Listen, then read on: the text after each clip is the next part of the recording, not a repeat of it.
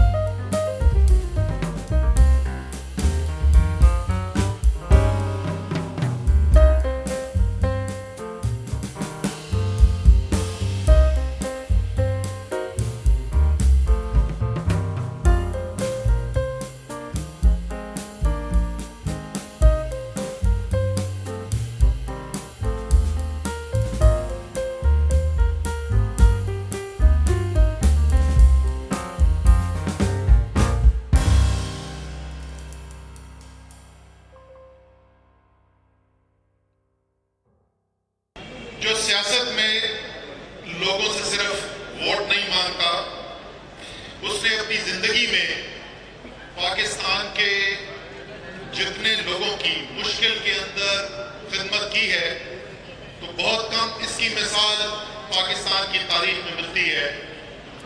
और अब पाकिस्तान पिछले चंद सालों से पाकिस्तान के नौजवानों को नमक यूनिवर्सिटी के अंदर जिस तरीके से तालीम दी जा रही है, हुनर सिखाया जा रहा है, उसकी भी मिसाल कम मिलती है। लेकिन इसके साथ साथ मैं आज ये भी कहना चाहूँगा कि आफ्ताब भाई और खुर्रम, मुझे इस बात पर भी फख्र है कि मैं एक ऐसी टीम में काम करता हूँ जिसमें आप जैसे लोग मौजूद हैं जो अपने इलाके का दर्द रखते हैं और खिदमत की सियासत करते हैं। जाहिर है तमाम जो मार्केट के नुमाइंदा यहाँ पर बैठे हुए हैं वो तो आपके शुक्रगुजार हैं ही हैं, लेकिन आपके लिए खुसूसी तौर पर शुक्रिया और मुबारकबाद का पैगाम भेजा है मेरी बीवी ने, क्योंकि वो इस कोऑपरेटिव मार्केट में सालों शॉपिंग करती रही है। तो उसको जब मैंने बताया तो उसको बहुत खुशी हुई कि ये काम उन्होंने किया है। अच्छा, अच्छी बात बात ये है कि मेरी तो कमाई हुई को 2.5 लाख पौने 3 लाख रुपए तनख्वाह मिलती है नेशनल असेंबली के अंदर, तो वो खुद ही इकोनॉमिक्स पढ़ाती है, खुद ही कमाती है, खुद ही शॉपिंग करती है, तो मुझे ये भी डर नहीं है। तो उम्मीद है कि वो दोबारा आके यहाँ फिर शॉपिंग करेगी, अपने पैसे से करना है। अच्छा, हलीम भाई ने जिस तरीके से पहले कहा कि ये हैं कौन लोग, एक उमूमी तौर पर बात की जाती है, लेकिन आज हमारे सामने वो जिंदा मिसालें मौजूद हैं। ये वो ताजिर हैं, ये वो मार्केटें हैं जो पाकिस्तान चलाते हैं। वो टैक्स जिससे हमारी दिफा की जरूरियात पूरी होती हैं, वो टैक्स जिससे लोगों के सेहत के लिए इंतजामात किए जाते हैं, बच्चों को तालीम दी जाती है, पानी मुहैया किया जाता है। अब मुझे वो और बात है कि मैं जब ये बातें कर रहा हूं तो कराची वाले मेरी तरफ हैरत से देख रहे हैं कि अच्छा, हुकूमतें ऐसे भी काम करती है। मुझे पता है भाई, कराची के साथ हमारे ऊपर जो हुकूमत मुसल्लत है पिछले 13 साल से, वो इनमें से कोई भी काम नहीं करती, लेकिन यकीन मानिए पाकिस्तान के कई इलाकों में ये करती है। और वफाक कराची के लिए क्या कर रहा है, मैं इसके बारे में भी बात करूंगा। लेकिन ये आप लोग हैं, ये आपकी मेहनत है, ये आपकी दयानतदारी है जिससे वो टैक्स इकट्ठे होते हैं, जिससे इस मुल्क का सारा निजाम चलता है। तो मैं आपको भी सलूट पेश करना चाहता हूँ। कराची के लिए मैंने कहा कि मैं आपसे जिक्र करूंगा कि वफाक क्या कर रही है। उम्मीद है कि आप में से कम चंद लोग जो हैं वो तो ग्रीन लाइन के अंदर अभी तक सफर कर चुके होंगे, और कराची जो तरसता था एक जदीद ट्रांसपोर्ट के निज़ाम के लिए, जिसके जरिए कराची के रहने वाले जो हैं वो बाइज्जत सफर कर सकें, एक आसानी के साथ और बगैर अपनी जान को जोखिम में डाले हुए सफर किया जा सके। आज अल्हम्दुलिल्लाह उसकी इब्तिदा हो चुकी है, और ग्रीन लाइन में जो कि 10 जनवरी से जिसका बाकायदा कमर्शियल आगाज किया गया था, आपको खुशी होगी सुन के कि लाखों लोग उसमें अभी तक ऑलरेडी सफर कर चुके हैं। तो जिसने अभी तक नहीं किया उसको मैं बोलूंगा कि जरूर एक दफा जाकर देखें और मुआवजा करें। वो जो पूछते हैं कि तब्दीली कहाँ नजर हमें आ रही है, तो ऐसा करें, यहाँ से कोई 5B की मिनी बस पकड़ लें या कोई 11B की बस में बैठ जाएं, एक तरफ सफर उससे करके जाएं, और फिर वापसी में आते हुए ग्रीन लाइन से आए, फिर मैं पूछूंगा तब्दीली नजर आई कि नहीं आई। अच्छा, एक और मंसूबा ट्रांसपोर्ट का जो इससे भी जबरदस्त मंसूबा होने जा रहा है, और वो मेरे दिल के बहुत करीब है, उस पर मैंने बेतहाशा मेहनत की है अगर मैं खुद कहूं। वो है कराची का जदीद सर्कुलर रेलवे का मंसूबा। हम जवान होते थे, हम क्रिकेट खेलते थे, तो उस जमाने से सुनते थे कि कराची के अंदर कोई जदीद सर्कुलर रेलवे का मंसूबा बनाया जाएगा। उसके बाद जनरल मुशर्रफ की हुकूमत आई, और मुझे कोई आड़ नहीं इसमें कहने में कि मैंने, हालांकि मैं उसका सियासत में नहीं था, लेकिन नजरियाती तौर पर मैं उस हुकूमत के खिलाफ था, क्योंकि मेरे ख्याल में पाकिस्तान के अंदर एक जमहूरी निज़ाम होना चाहिए। लेकिन इसमें कोई शक नहीं है कि जनरल मुशर्रफ के वक्त में उन सालों के अंदर 8 साल जो थे कराची में हमने काम होते हुए देखा। लेकिन उसके बावजूद वो हुकूमत भी, और बड़ी शदीद ख्वाहिश थी कि KCR का मंसूबा चलाया जा सके, वो चलाने में कामयाब नहीं हुए। फिर उसके बाद जिस वक्त कराची ट्रांसफॉर्मेशन प्लान बना और हमने जो वफाक में जिन सूबों की जिम्मेदारी ली, ग्रीन लाइन उनमें से एक था, वो तो आपने चलते हुए देख ली है। KCR का मंसूबा भी हमने शामिल किया, और मुझे अभी तक याद है चीफ मिनिस्टर हाउस में मीटिंग हो रही थी, क्योंकि शुरू में कुछ शियता से हुकूमत कहती थी कि हम करेंगे। हमने कहा है सुप्रीम कोर्ट ने, और ये हकीकत है कि सुप्रीम कोर्ट में मुझे जस्टिस गुलजार, चीफ जस्टिस सुप्रीम कोर्ट ने खुद ऑर्डर किया था कि ये मंसूबा KCR का जो है ये आपने बनाना है। तो मैं तो सुप्रीम कोर्ट के मैं अहकामात पर अमल कर रहा हूँ, और अगर आप चाहते हैं बनाना तो आपको हम रोकेंगे नहीं, आप बना लें। फिर अल्टीमेटली वो तय हो गया कि वफाक ये करेगी।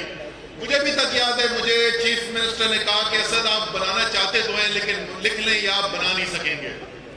तो मैं आपको, कराची के शहरियों को, और सबसे ज्यादा चीफ मिनिस्टर सिंध को ये खुशखबरी देना चाहता हूं कि पिछले हफ्ते पब्लिक प्राइवेट अथॉरिटी के बोर्ड जो है, जिसका चेयरमैन मैं खुद जाती तौर पे हूं, हमने कराची सर्कुलर रेलवे के ट्रांजैक्शन स्ट्रक्चर की हतमी मंजूरी दे दी है। انشاءاللہ تعالی فروری کے ماہ میں ایکنیک کی منظوری ہو جائے گی، اور جیسے دنیا کے شہروں میں بہترین آپ کو ٹرین چلتی ہوئی نظر آتی ہے، انٹرسٹی ٹرین، انشاءاللہ تعالی وہ ٹرین کراچی کے اندر بھی آپ کو چلتی ہوئی نظر آئے گی۔ پانی کا ذکر ہو رہا تھا، پانی کا خیر سارے پاکستان میں آپ جہاں پہ بھی جائیں گے تو آپ عوام سے اگر بات کریں گے تو وہ پانی مانگتے ہیں۔ کراچی ترسا ہوا پانی کے لیے، بوند بوند پانی کے لیے ترسا ہوا۔ میرے اپنے گھر میں حالانکہ ہمارے پاس ایک انتہائی محنتی ایم پی اے شہزاد قریشی بھی ہے، ایک انتہائی محنت کرنے والے دیانتدار ایم این اے آفتاب صدیقی بھی ہیں، لیکن ان کے ہوتے ہوئے بھی ہمارے گھر پانی نہیں آتا، ہم ٹینکر سے پانی خرید کے ڈالتے ہیں۔ اس مسئلے کو حل کرنے کے لیے K4 کا منصوبہ سندھ حکومت کی منصوبہ کر رہی تھی، وفاق نے نصف اس کا پیسہ دینا تھا، 1/2 سے زیادہ منصوبے پہ کام ہوتا رہا، منصوبہ کہیں بھی حتمی شکل نہیں نظر آئی، آخر کار منصوبہ رک گیا۔ جب کراچی ٹرانسفارمیشن پلان بنا تو ہم نے یہ ذمہ داری قبول کی، اور اس دفعہ ہم نے کہا کہ ہمیں نصف پیسہ نہیں 100% ذمہ داری وفاق لے گا کراچی کو پانی پہنچانے کی۔ یہ جس کے پہلے فیز کے اندر 26 کروڑ گیلن پانی آنا ہے کراچی کے اندر، اس کی ذمہ داری وفاق لے گا۔ اور آپ کو خوشی ہوگی کہ پیر کے دن، سن لیجئے، پیر کے دن، آنے والا پیر جو ہے، پیر کے دن 31 جنوری کو ایکنیک کی میٹنگ ہے، جس کے اندر 120 ارب سے زیادہ روپے کی لاگت سے وفاق یہ منصوبہ مکمل کرنے کے لیے جا رہا ہے، اور انشاءاللہ تعالی 2023 کے آخر سے پہلے کراچی کے اندر 26 کروڑ گیلن پانی پہنچا دیا جائے گا۔ اور امید ہے، جیسے میں نے کہا، کہ 2023 کے آخر سے پہلے کراچی کو پانی پہنچا دیا جائے گا، لیکن کراچی کے اندر تو پانی کی ترسیل کراچی واٹر سیوریج بورڈ نے کرنی ہے، سندھ کی حکومت اس کو کنٹرول کرتی ہے، تو اس سے پہلے ایک لوکل حکومت کا، مقامی حکومت کا الیکشن ہونے جا رہا ہے۔ اس کی آخر میں ذرا تفصیل سے بات کروں گا، اور پھر اگلے سال ایک جنرل الیکشن ہونے آ رہا ہے انشاءاللہ تعالی۔ ان دونوں الیکشن کے اندر کراچی کے عوام، جو پیپلز پارٹی نے کراچی کے ساتھ کیا ہے، نہ صرف اس کا قرضہ چکائیں گے بلکہ منافع کے ساتھ چکائیں گے، اور نہ پیپلز پارٹی کے پاس یہ مقامی حکومت بچے گی، نہ سندھ کے اندر ان کی حکومت بچے گی۔ اور انشاءاللہ تعالیٰ آنے والے خدمتگار لوگ ہوں گے، جیسے آپ نے کوآپریٹو مارکیٹ بنتے ہوئے دیکھی ہے، جیسے گرین لائن آپریشن بنتے ہوئے دیکھی ہے، جس طریقے سے K4 کا منصوبہ بنتے ہوئے دیکھ رہے ہیں، اسی طریقے سے انشاءاللہ تعالیٰ کراچی کے اندر بھی ترسیل کا نظام ہوگا، پانی کی ترسیل کا نظام، اور کراچی جو پانی کی بوند بوند کے لیے ترسا ہوا ہے، یہ پیاس انشاءاللہ تعالیٰ کراچی کی بجھائی جائے گی۔ ایک اور مسئلہ، اور وہ بہت سارے مسئلوں سے جڑا ہوا، کراچی کا ایک دیرینہ مطالبہ کہ مردم شماری کے اندر کراچی کی آبادی کو پورا ظاہر نہیں کیا جاتا۔ اچھا، اس کام کے اوپر سیاست بڑی پارٹیوں نے کی، یہ بھی آپ سمجھتے ہیں۔ اب تو جمہوری نظام آپ لوگ دیکھ چکے ہیں، بہت عرصے سے دیکھ رہے ہیں، الیکشن ہوتے ہیں، لوگ وعدے کرتے ہیں۔ یہ جو سیاسی پارٹیاں ہیں، ان کی سیاست اس میں چلتی ہے کہ لوگوں کے مسائل نہ حل ہوں، وہ مسئلے کے اوپر سیاست کرتے ہیں، مسئلے حل نہیں کرتے۔ تو صرف وہ جو کہ خدمت کرنے کے لیے آیا ہوا ہے، جو سیاست کرنے کے لیے نہیں آیا، وہی مسئلے کا حل کرتا ہے۔ تو جناب، کوئی آپ کراچی کی پارٹی کا نام لے لیں، ایسی نہیں ہے جس نے اقتدار کے اندر شرکت نہ کی ہو۔ الحمدللہ آج تک مردم شماری کا مسئلہ حل ہوا نہیں۔ آپ کو کراچی میں بینر بہت نظر آئیں گے مردم شماری کے مطالبے پہ، کئی جماعت اسلامی کے، کئی پیپلز پارٹی کے، کئی ہمارے اتحادی MQM کے، آپ کو ہر جگہ مطالبہ ہوتے ہوئے نظر آئے گا۔ حل کسی نے آج تک نہیں دیا۔ اچھا، سینسس مردم شماری تو چھوڑیے، آئین کے اندر لکھا ہوا ہے کہ ہر 10 سال کے اندر مردم شماری کی جائے گی۔ ایک دفعہ 17 سال کے بعد مردم شماری ہوئی، ایک دفعہ 19 سال کے بعد مردم شماری ہوئی. یہ ساری پارٹیاں یا اقتدار کے اندر شریک یا تماشا دیکھتی رہی, کوئی مردم شماری وقت پر نہیں کرا سکا. یہ تحریک انصاف کی حکومت ہی ہے, یہ عمران خان کی حکومت ہی ہے کہ جس سی سی آئی مشترکہ مفادات کونسل کے میٹنگ کے اندر حتمی فیصلہ ہوا پچھلے الیکشن کا, اسی مشترکہ مفادات کی کونسل کی میٹنگ کے اندر فیصلہ کیا گیا کہ فی الفور اگلا مردم شماری کرانی ہے, اور اس دفعہ وہ مردم شماری کرانی ہے جس میں لوگوں کی گنتی انصاف کی بنیاد اور حقیقت کی بنیاد پر کی جائے گی. دنیا کے بہترین مردم شماری کرانے کے جو طریقے ہیں, بیسٹ پریکٹسز دنیا کی اپنائی جا رہی ہیں. یہ ٹیکنالوجی کی دنیا ہے, ڈیجیٹل سینسس کرایا جا رہا ہے. میں نے پرسوں ہی وزٹ کیا تھا ہمارے پاکستان بیورو اسٹیٹسٹکس, وہ بھی پلاننگ منسٹری کا حصہ ہے. جس طریقے سے یہ پبلک پرائیویٹ پارٹنرشپ اتھارٹی جس کا میں نے ذکر کیا تھا, یہ دونوں پلاننگ منسٹری کا حصہ ہیں. پی بی ایس کے اندر کنٹرول روم بن رہا ہے, میرے خیال میں اگلے 15-20 دن میں تیار ہو جائے گا. انشاءاللہ تعالی میڈیا کے ذریعے آپ سب دیکھیں گے کہ کس قسم کے انتظامات کیے جا رہے ہیں. مئی میں یہ پہلی دفعہ ہوگا کہ مردم شماری کرنے سے پہلے ایک پائلٹ پروجیکٹ کیا جائے گا. اس میں اگر کوئی خرابی کمزوری نظر آئے گی تو بہتری کی جائے گی, پھر مردم شماری ہوگی, پھر مردم شماری ختم ہونے کے بعد آڈٹ بھی کیا جائے گا. تینوں فیز کیے جائیں گے, اور یہ سب کام مکمل کرنے کے بعد انشاءاللہ تعالی دسمبر 2022 میں حتمی اعلان اس مردم شماری کا کیا جا چکا ہوگا. اور انشاءاللہ تعالی کراچی والے دیکھیں گے کہ پہلی دفعہ کراچی کی مردم شماری میں وہی حقیقت نظر آ رہی ہے جو کراچی کی سڑکوں پر نظر آتی ہے. اب آخری میں ذرا مقامی حکومت کے میں قانون کی دوبارہ بات کروں گا. دیکھیں, ہم وفاق میں یقین رکھنے والے لوگ ہیں, ہم لسانیت کی سیاست میں یقین نہیں رکھتے. ہم قائد اعظم کے ان زرعی اصولوں پر عمل کرنے والے لوگ ہیں کہ اتحاد, تنظیم اور یقین محکم ہوگا تو پاکستان مضبوط ہوگا. تو ہم چاہتے ہیں کہ لوگ متحد ہوں. ہم لوگوں پہ تفریق پیدا کر کے اپنی سیاست چمکانے والے لوگ نہیں ہیں کہ لوگوں کے اندر تفریق ڈال دی جائے, لوگوں کے اندر ایک دوسرے کے خلاف نفرت پھیلائی جائے اور اس کے بعد اس کے اوپر سیاست کی جائے اور یہ کہا جائے تو ہم کیا کر سکتے ہیں جناب, ہمارے پاس کوئی اختیار نہیں ہے.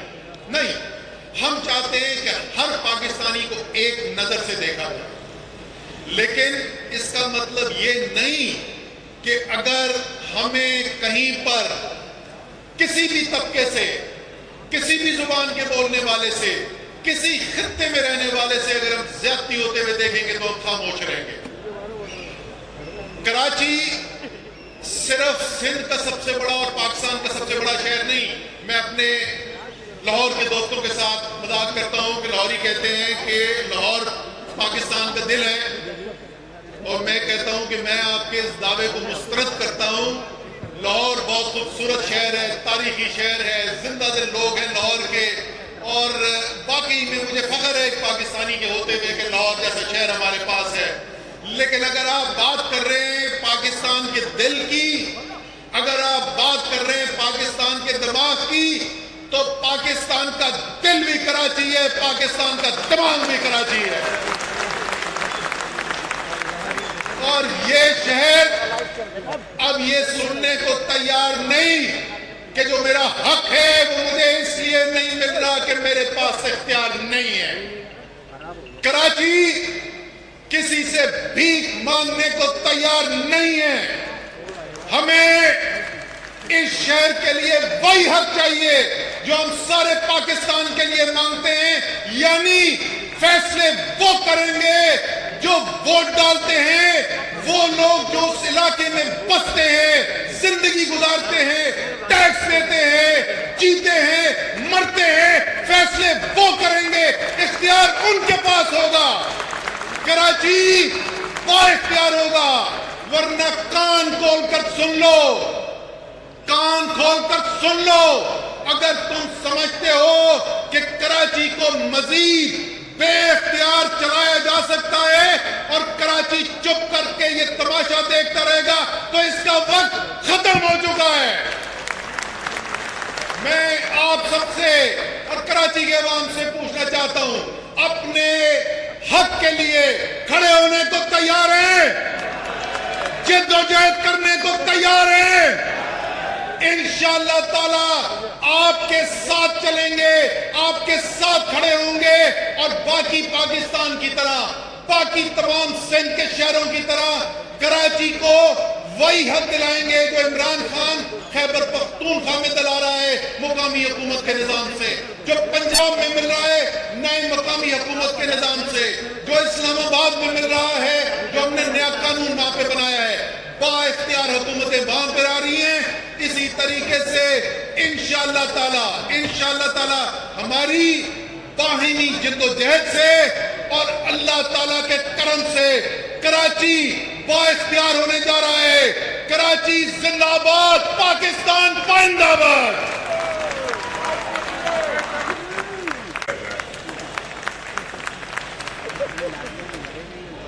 میں آپ سب کا بہت مشکور ہوں کہ آپ نے مجھے یہاں بلایا. مجھے وہ دن یاد ہے جب کوپریٹو مارکیٹ میں آگ لگی تھی تو خرم شیر زمان میرے پاس آئے تھے. انہوں نے آ کے کہا کہ وہاں آگ لگی ہے, آپ چلیں. تو میں نے انہیں کہا کہ مجھے یہ چیپ پبلسٹی اور فوٹو سیشن لگتا ہے, جب ہم کچھ کر نہیں سکتے تو ہم کیا کریں گے وہاں جا کے. تم ہو پھر یہ جب ہو کے آئے جنہوں نے یہاں پہ کمٹمنٹ کر لی. میں ٹی وی پہ دیکھ رہا تھا کہ جی آپ کی پوری مارکیٹ ہم بنا کے دیں گے, اور مجھے ایکسپیکٹیشن تھی کہ ابھی یہ میرے دفتر آنے والا ہے.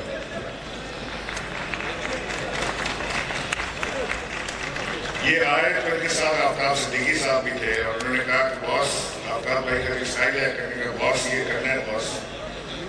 میں کہا آفتاب بھائی کیسے کریں گے, ہم کہاں سے پڑھ جائیں گے. انہوں نے کہا نہیں یہ کرنا ہے کسی طرح بھی, اور میں کروں گا آپ کریں گے, اور قرآن میں جا کے پیسے لائیں گے اور ہو جائے.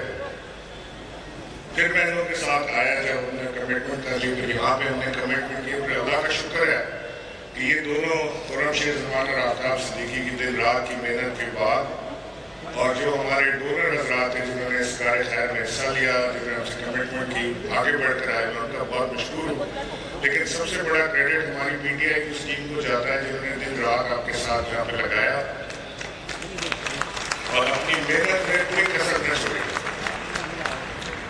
ہمارا ایک ورکر یہاں پہ 2 ماہ سے آپ کے ساتھ رہا, مجھے اس کا پورا نام نہیں معلوم, ماموں کہتے ہیں ان کو پارٹی میں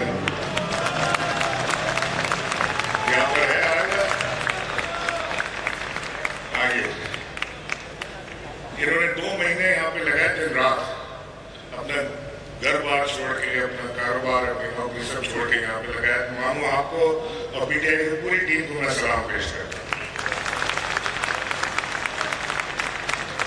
مجھے یہ سمجھ نہیں آتی کہ ہم کب تک اپنا حق مانگنے کے لیے ہاتھ پھیلاتے رہیں گے, کب تک ہم روتے رہیں گے کہ یہ بلڈنگ بنا دی, اس نے وعدہ کیا تھا کہ کرایہ دے گا, نہیں دے رہا ہے, نہیں دے رہا تو گریبان سے پکڑ کے باہر لے آؤ یار, کیا پرابلم ہے. آپ کو اللہ نے طاقت دی ہے, ہم آپ کے ساتھ کھڑے ہیں.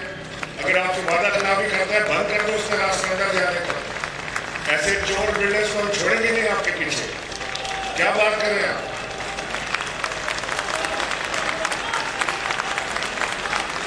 کہ ہم چاہیں گے کہ اس سے بات کریں گے, اس سے بات کریں گے, کسی سے بات نہیں کریں گے. اپنا حق لینا جانو, مت چھوڑنا.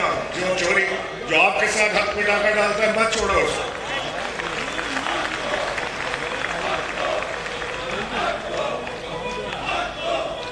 میں ایک اور بات آپ سے یہاں پہ کرنا چاہتا ہوں کہ جو بات آپ نے کی کہ آپ کو اپنی دکانیں آباد کرنے کے لیے, ان کو چلانے کے لیے آپ کو فنڈز کی ضرورت ہے.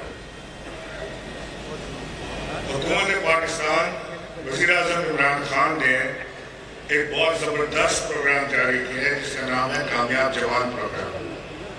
اس میں آپ کو 10 لاکھ روپے سے لے کے 5 کروڑ روپے تک کے قرضے ملتے ہیں, اور بہت آسان, ایک ساتھ بہت آسان ٹرمز پہ آپ کو ملتے ہیں, سافٹ لون. آپ کے نوجوان بچے ہیں, ان سے اپلائی کروائیں, آپ کی دکانوں کو قرضے ملیں گے کیونکہ آپ کے پاس لیز ہولڈ رائٹس ہیں آپ کے پاس. آپ چلائیں اپنا کاروبار اور بہت ہی معمولی اس کا ریٹرن ہے. تو اس میں کامیاب جوان پروگرام میں آپ حصہ لیں اور اگر آپ کو اس میں کوئی تکلیف آ رہی ہے تو خرم شیر زمان اور آفتاب صدیقی صاحب آپ کو رجسٹریشن میں بھی اس کی مدد کر دیں گے اور انشاءاللہ اللہ کی رضا سے آپ کے قرضے منظور بھی ہو جائیں گے کیونکہ آپ کا جنرل کاز ہے. آپ ایک چلتی ہوئی دکان ایک چلتی ہوئی مارکیٹ ایک ایسی مارکیٹ جس کو اسد عمر اور پی ٹی آئی کے تمام لوگ تسلیم کرتے ہیں کہ یہاں سے ٹیکس آتا ہے ریونیو آتا ہے. اگر آپ آج تکلیف میں آئے ہیں تو حکومت پاکستان بھی آپ کے ساتھ انشاءاللہ کھڑی ہوگی پیچھے نہیں ہٹے گی.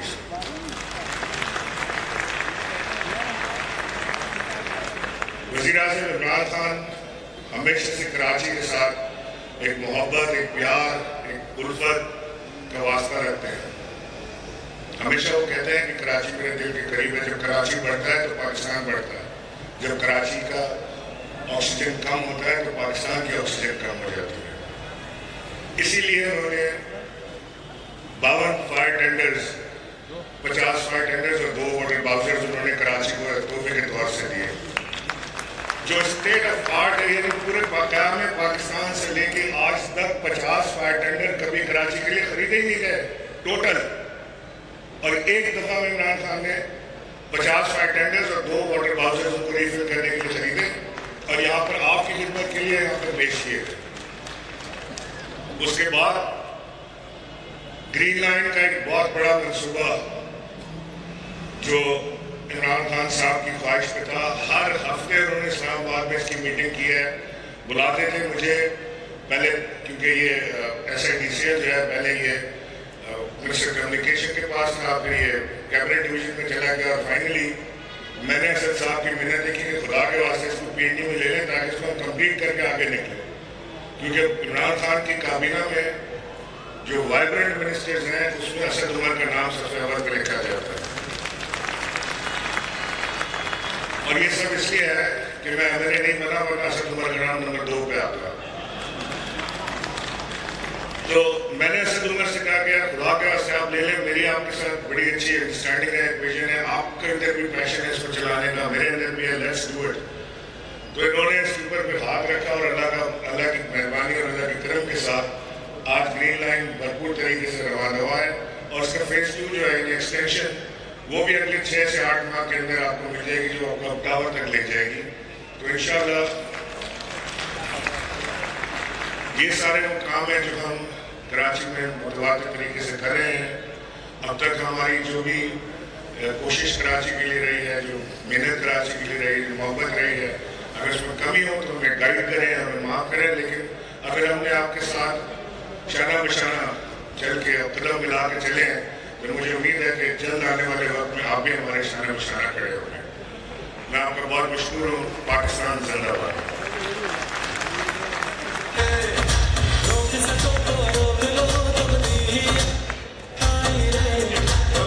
محترم اسد عمر صاحب M N S M P S تاجر حضرات کوآپریٹو مارکیٹ کے ایسوسی ایشن خواتین حضرات السلام علیکم. سب سے پہلے میں اپنے اللہ کا شکر ادا کرنا چاہتا ہوں کہ اس نے مجھے پی ٹی آئی جیسی پارٹی دی کہ جہاں خان صاحب کے ویژن کو لے کے یہ پارٹی کے ورکر چلتے ہیں اور ان کے ویژن کے مطابق ریاست مدینہ کے حساب سے ہم نے وہ کام کیا جو اس مارکیٹ کی ضرورت تھی. 14 نومبر کو جب یہاں آگ لگی اور اس آگ میں یہ پوری کوآپریٹو مارکیٹ جل کے خاک ہو گئی راکھ ہو گئی تو یہاں پرسانیہ کوئی نہیں تھا. جو فائر ٹینڈر گورنر صاحب نے اسد عمر صاحب نے کراچی کو 50 فائر ٹینڈر دیے وہ بھی بڑے لیٹ آئے. کسی میں پانی کا ایشو تھا تو کسی میں پیٹرول اور آئل کا ایشو تھا. جو ان کا کرو تھا وہ اکوپ نہیں تھا اور مختصر یہ کہ یہ مارکیٹ جل گئی. 18ویں ترمیم کے بعد جہاں آپ کلیم کرتے ہیں تمام ذمہ داریاں صوبائی گورنمنٹ وہاں اسے آگے آنا چاہیے تھا.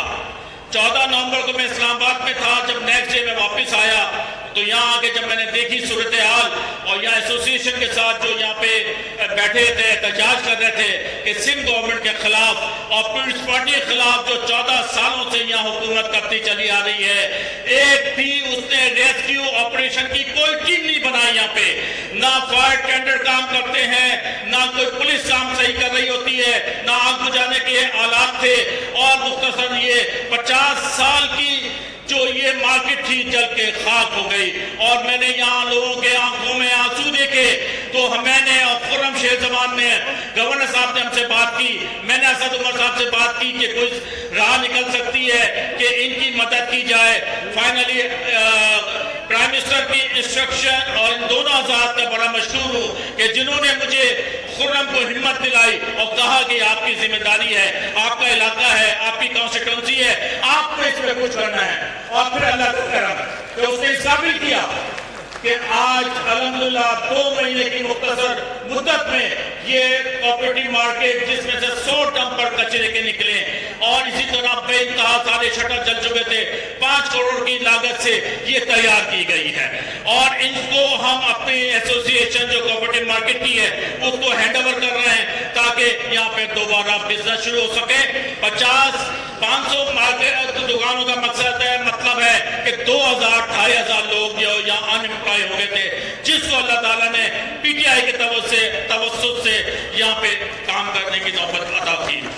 میں یہاں یہ بھی بتانا چاہتا ہوں کہ 14 سال سے جو پیپلز پارٹی کی گورنمنٹ یہاں پہ حکومت کرتی چلی آ رہی ہے، صوبے میں بھی اور بلدیات کو بھی قابو کر لیا ہے انہوں نے، جس کے خلاف پی ٹی آئی نکلی، پہلی دفعہ اسمبلی میں ہم نے شروع کیا، ہمارے ایم پی ایس نکلے، پریس کانفرنسز ہوئی، ہم نے ہر لیول پہ کالے قانون کے خلاف آواز اٹھائی، اور ایک ایسی مثبت آواز اٹھائی جس کا مقصد تھا، جس کا دکھاوا نہیں تھا کہ 25 دن اور 26 دن آپ بیٹھ جائیں اور آخر میں ماموں بن کے نکل جائیں۔ اور پی ٹی آئی کے M L A, M P S اور تنظیم نے وہ کام کیا کہ انشاءاللہ بلدیات پہ جو ان کا خواب ہے قبضے کا وہ پورا نہیں ہونے دیں گے۔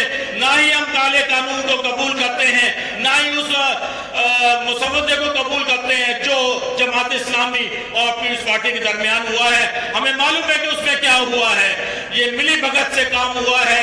ہمارے ایم پی ایس نے باقاعدہ پوری شک وائز جو ہے اس کے تجزیہ کیا ہے، وہ جلد ہی آپ کے درمیان آ جائے گا۔ 14 سالوں میں انہوں نے سوائے قبضہ مافیا کے کچھ نہیں کیا، چاہے وہ بلڈنگ کنٹرول ہو، چاہے واٹر بورڈ ہو، چاہے سالڈ ویسٹ مینجمنٹ ہو، چاہے موٹر وہیکل ڈپارٹمنٹ ہو۔ اس کا صرف اور صرف مقصد کہ قبضے کے کرپشن اور کرپشن کا وہ پیسہ دبئی اور فرے محل تک جاتا ہے، لندن تک۔ ان کا صرف ایک ہی مقصد ہے۔ آپ دیکھیں میونسپل کمشنر کے گھر سے کیسے کیسے جائیدادیں نکل رہی ہیں۔ ایک ڈی جی پکڑا گیا تھا ہارٹی کلچر کا، اس کے پاس گاڑیاں، اس کے پاس جو پیسہ نکلیا اس کا ابھی تک کچھ نہیں ہوا۔ تو ہم یہ سمجھتے ہیں یہ غاصب حکومت جو ہے صوبہ سندھ کی، اس کا خاتمہ ہونا چاہیے۔ اور خرم شہر زمان نے تو خاص طور سے یہ ڈیمانڈ بھی کی ہے کہ گورنر راج کی، خیر اس کے اوپر میں نہیں جانتا، یہاں پہ میرے سینئر اسد عمر صاحب اور گورنر صاحب یہاں بیٹھے ہوئے ہیں، تو اس صوبے کا، اس کراچی شہر کے ساتھ جو زیادتیاں کی ہیں اس پیپلز پارٹی نے، ہم اس کی مذمت کرتے ہیں اور کہتے ہیں۔ ایک اور چیز جو میں نے پہلے وعدہ کیا تھا کہ ہم نے 2 فیزز میں اس کوآپریٹو مارکیٹ کا کہا تھا کہ فیز 1 میں ہم آپ کو بنا کے دیں گے، اور فیز 2 تک، جب فیز 2 شروع ہوگا جس میں ان کو آپ نے سامان ڈالنا ہے، اور اگر پیپلز پارٹی نے اور سندھ گورنمنٹ نے اس میں ان کا ساتھ نہیں دیا تو ہم کھڑے ہو کے پروٹیسٹ کریں گے، ہم ان کے ساتھ کھڑے ہوں گے۔ اور یہاں سب لوگ پی ٹی آئی کراچی آپ کے ساتھ کھڑی ہے، حکومت پاکستان آپ کے ساتھ کھڑے ہیں۔ عمران خان صاحب کی پوری ہمدردی ہے، میری ان سے بات ہوئی ہے، وہ جب آئیں گے تو انشاءاللہ آپ کی بھی ملاقات کرائیں گے۔ میں زیادہ ٹائم اس لیے نہیں دوں